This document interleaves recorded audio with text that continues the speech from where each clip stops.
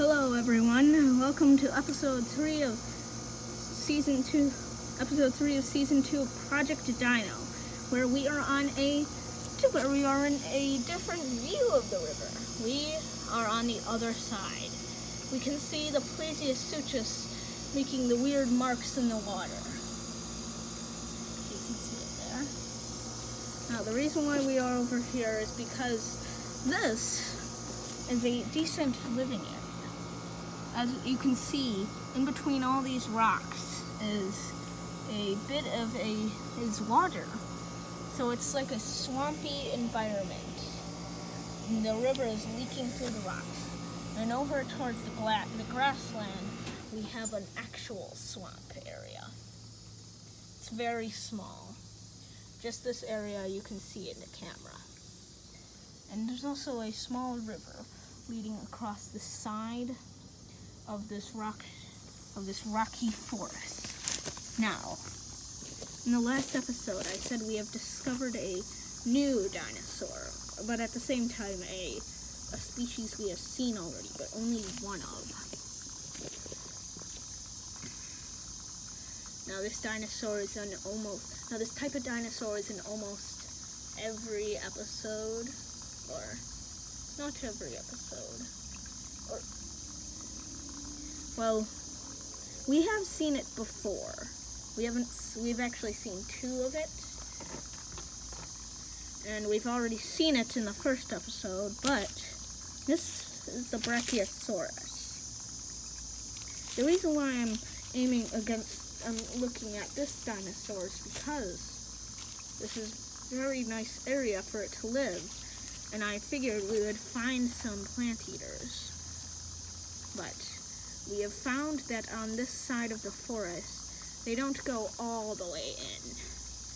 But there are more plants. See, we start off with a Triceratops with its baby. Now, this might make you a little bit happy, but you see this Triceratops here. In episode 3 of Project Dino and forward, we saw the mother Triceratops with its new baby after its first one was killed in the first episode. Well, I'm glad to inform you that this is the Triceratops baby that we saw in season 1. Not the one that was killed, but the second one it had. And it has a baby now. And we also see a Parasaurolophus. And we see what I can only guess is a little common feeding ground for some of the herbivores. A little bit of plants that they can feed from. They see a Brachiosaurus and a group of, some Stegosauruses. But now we haven't noticed them in many of the other episodes, mainly because they haven't been there because there were lots of carnivores, but if you can see on the other side of the river, there aren't any carnivores. Oh, I mean, the Plesiosuchus could be considered a carnivore. But we see that there are some herbivores over here. So this is very exciting to know that there's a plentiful amount of herbivores as well. Now we have spotted one or two carnivores. A mother Utahraptor, which actually is the Utahraptor that we saw in episode 2 and episode 1. And its baby, which is more grown. Now I can understand why it wouldn't have its baby come with it, because there are more carnivores, but here there's just herbivores right now. And they're not over at the river, they're over here. But what I can guess is happening is that the mother is trying to train its baby. Now the 2 closest herbivores, but the most close one is the Triceratops and the Parasaurolophus. So if it is attempting to train its baby, then, well, it's it's going to have a vast amount of dinosaurs to pick from.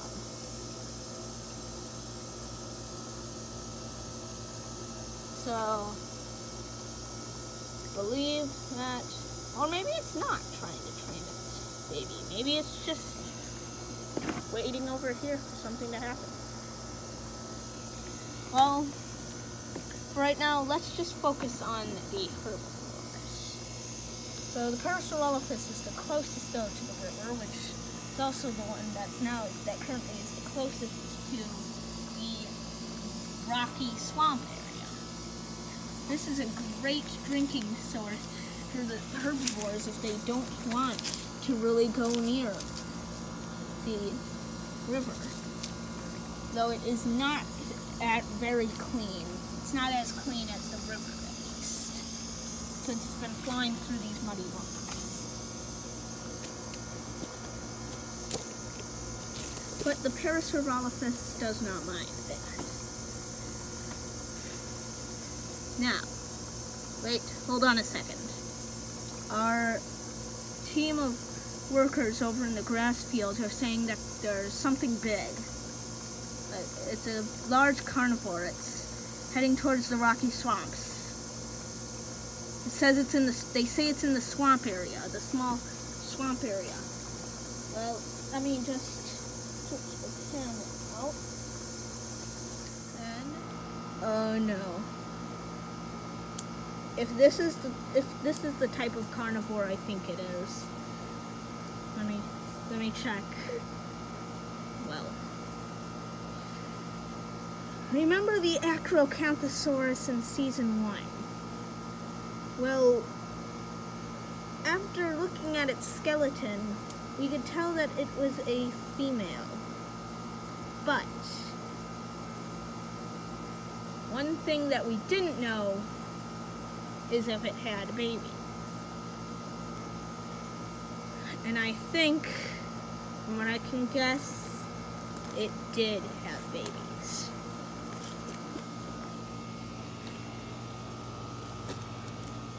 I give you the second Acrocanthosaurus.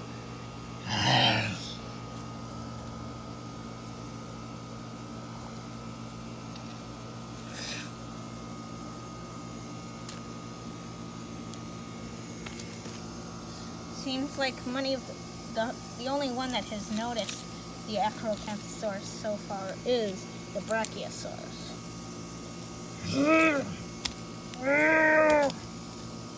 Well, now, one thing that we've noticed is that we've been studying the herbivores on this island for a while. They have very sporadic migration movements. They never go at the same time for some reason. Only few times have we found that they go at similar times of the year. But since this is such a small island, we wonder, is it possible that they're just avoiding carnivores? Because on the mainland, the herbivores were migrated for a long time. We didn't show you all the footage we have gathered of them migrating because, well, right after they got away from the dark forest, they migrated for almost a month. And then we finally got back to them after a while, after we found out that they have moved on. And they finally have arrived at the new area.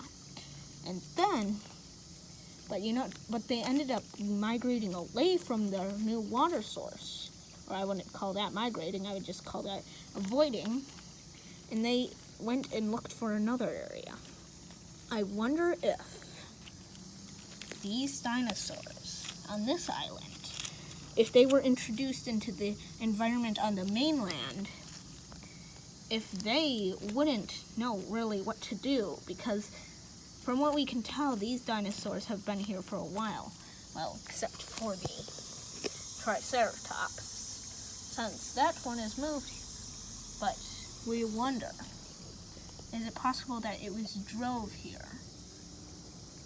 I wonder if the Acrocanthosaurus baby, this dinosaur here, made the Triceratops leave the mainland and come here.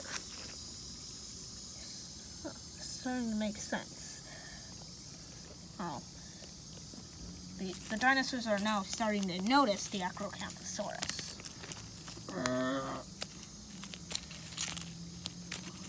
But as they have not, I don't believe they have dealt with something this deadly. They think they can take it on. Well, from what we have learned in season 1, they can't.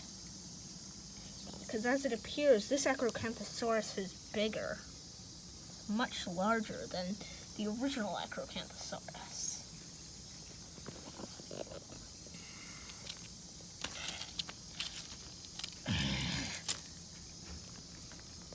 Oh my. I believe it's targeting the Stegosaurus. As the other Stegosaurus runs away, this Stegosaurus stands and holds its ground.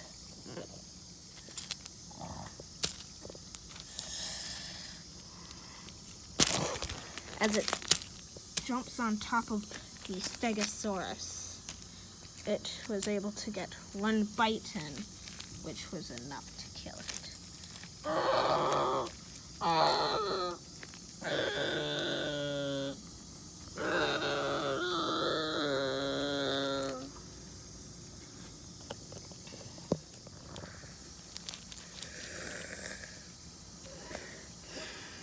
Wow, this is pretty amazing.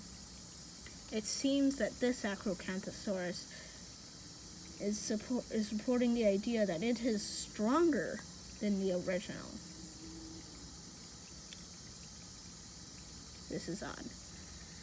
Well, the rest of the herbivores are starting to run away, as they did not suspect that a carnivore would come. But at the same time, if the carnivores were able to adjust to know when the herbivores came, if they weren't there already, they could hunt them. That would be the easiest tactic for the carnivores to kill the herbivores. As we examine this shot, it almost appears its teeth are extraordinarily sharp. This Acrocanthosaurus maybe even has evolved in a way. Maybe, what if the Acrocanthosaurus on the mainland came from the main island, but then it traveled to this island and laid its eggs, and then it went back to the main island? I wonder if, when they were born, they had to adjust to this area, since from what we can tell, there are much tougher and stronger dinosaurs here. I wonder if that would apply for this environment, because it is much colder than the mainland. I wonder if, since the herbivores may have tougher skin to penetrate with teeth, I wonder if the Acrocanthosaurus got tougher teeth to penetrate their skin with.